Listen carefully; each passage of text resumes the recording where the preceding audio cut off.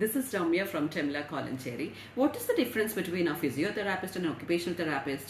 രണ്ടുപേരും കൊടുക്കുന്ന rehabilitative care ആണ്, പക്ഷേ അവരുടെ സ്കോപ്പ് ഓഫ് കെയർ ഡിഫറെന്റ് ആണ്.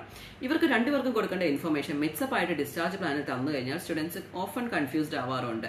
ആരോട് എന്തൊക്കെ ഇൻഫർമേഷൻസ് ആണ് പ്രൊവൈഡ് ചെയ്യേണ്ടത്, കൊടുക്കണ്ടേ അല്ലെങ്കിൽ ചോദിക്കണ്ടേ എന്നുള്ള കാര്യത്തിൽ അല്ലേ.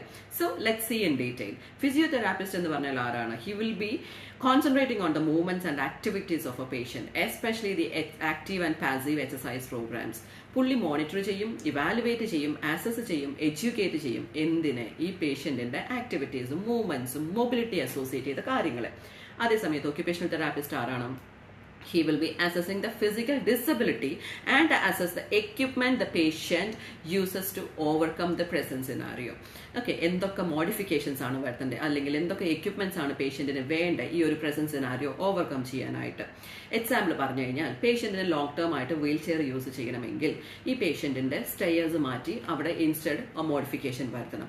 അതുപോലെ തന്നെ ബെഡിൽ സൈഡ് റെയിൽസ് പിടിപ്പിക്കേണ്ട വരും, ടോയ്ലറ്റ് റേസർ വേണ്ടി വരും. അതുപോലെ തന്നെ പല മോഡിഫിക്കേഷൻസും ഈ പേഷ്യന്റിന്റെ വർക്ക് പ്ലേസിലും വരുത്തേണ്ട വരും. സോ ഇങ്ങനെയുള്ള കാര്യങ്ങൾ നമുക്ക് റിക്വസ്റ്റ് ചെയ്യാൻ പറ്റുന്ന വ്യക്തിയാണ് ഒക്യുപേഷണൽ തെറാപ്പിസ്റ്റ് എന്ന് പറയുന്നത്. അപ്പൊ അവിടെ ഒക്യുപേഷണൽ തെറാപ്പിസ്റ്റ് പേഷ്യന്റിന്റെ നീഡും അല്ലെങ്കിൽ മോഡിഫിക്കേഷൻസും അസസ് ചെയ്ത് അക്കോർഡിംഗ്ലി അത് പ്രൊവൈഡ് ചെയ്യും.